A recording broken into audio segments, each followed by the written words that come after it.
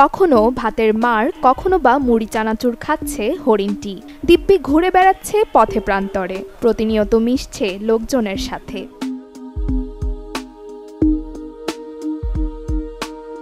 বনকর্মী নুরুল্লাহ যেখানেই যাচ্ছেন পিছু পিছু ছুটে চলে যাচ্ছে সেখানে। এখন পর্যন্ত আমি ওকে পালতেছি, এবার দুধ টুধ খাওয়াচ্ছি, টানা ৩-৪ মাস দুধ খাওয়াইছি। আর এর পাশাপাশি অন্য খাবারও শিখে ফেলছে, যেমন ভাতের মার খাওয়া শিখে গেছে, আরও ভাত ন্যাচারাল যে খাবারগুলো আমরা খাই, হ্যাঁ, যেমন মুড়ি চানাচুর বিস্কিট এগুলো সব খাওয়া শিখে গেছে।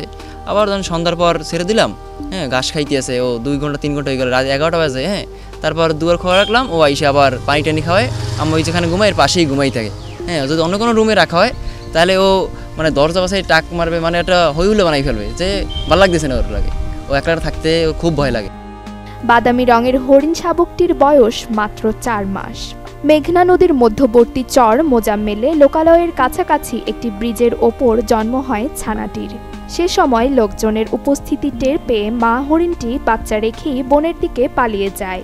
তারপর মাতৃহীন বাচ্চাটিকে উদ্ধার করেন বনকর্মী নুরুল্লাহ। যখন আমরা খবর পাই যে চর মোজাম্মেলে এরকম হরিণ বাগান থেকে একটা বড় মা হরিণ, হ্যাঁ, আর লোকালয় এসে পুশ আপ করে, তখনকার লোকজন দেখে ওকে আদর যত্ন করে উদ্ধার করে আমাকে অফিসারের খবর দেয়। বিট কর্মকর্তা আছে কাজী রুমিল হোসেন অফিসার, আর আমরা নিয়ে স্টাফরা মিলে সবাই যাই ওর হরিণটাকে উদ্ধার করি। তারপর ওকে আনে প্রায় একদিন 30শে জানুয়ারি ঘটনা ঘটে, আর 30শে জানুয়ারি রাত 10টার সময় ওকে নিয়ে আসি রাত্রি, আর ঘটনা বিকালই ঘটে।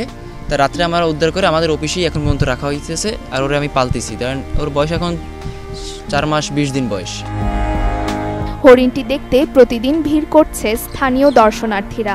বনে ছেড়ে না দিয়ে উপজেলা কম্পাউন্ডের মধ্যে বড় করার দাবি স্থানীয়দের। হরিণ বন্যপ্রাণী, কিন্তু এটা মানুষের সাথে লোকালয়ে এইভাবে খাপ খেয়ে চলতে পারবে, এটা আসলে একটা দৃষ্টান্ত।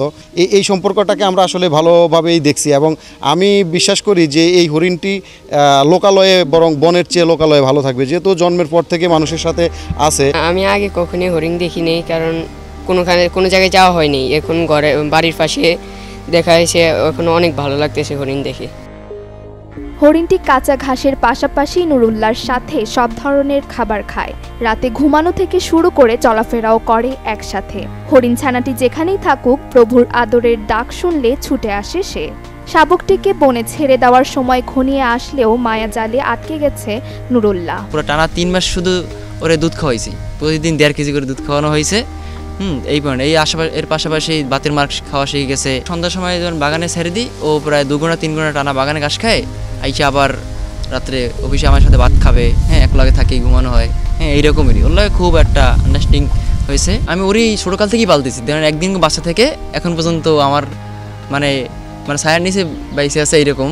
হ্যাঁ, ওর গার্জিয়ান বলতে আমি ওর মা, আমি ওর বাবা, হ্যাঁ, এইরকমই বলা যায়। কেন ও সময় চর থেকে একদিন বাচ্চা নিয়ে এসে আর ও আমাকেই পায়, হ্যাঁ, আমি ওর খিদমত করি। মানুষের ভালোবাসা পেলে বনের পশুর মন বদলে যায়।